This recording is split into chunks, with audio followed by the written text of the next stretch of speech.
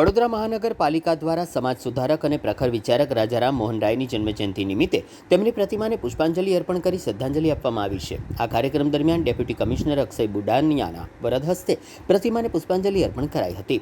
શહેરના વિવિધ વોર્ડના કાઉન્સિલરો ઉપસ્થિત રહ્યા હતા, જેમાં વોર્ડ નંબર 8ના રીટાબેન આચાર્ય પણ ખાસ હાજર રહ્યા હતા। પૂર્વ ચેરમેન ડોક્ટર હિતેન્દ્ર પટેલ સહિત આગેવાનો નાગરિકોએ પણ આ કાર્યક્રમમાં હાજરી આપી હતી। બેન્ડ બાજા સાથે ઉજવણી કરવામાં આવી। ઉપસ્થિત તમામ લોકોએ રાજારામ મોહન રાયની પ્રતિમા સમક્ષ પુષ્પાંજલિ અર્પણ કરી તેમને ભાવભીની શ્રદ્ધાંજલિ આપી હતી।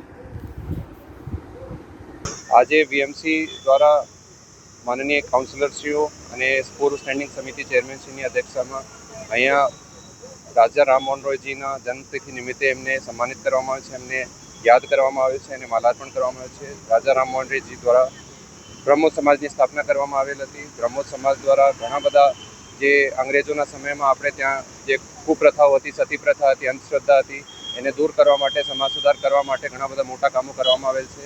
એ પ્રસંગે આજે એમની જે જ્યારે બર્થડે છે, જે જન્મતિથિ છે, આપણે એમને સન્માનિત કરવામાં આવે છે, એમને યાદ કરવામાં આવે છે।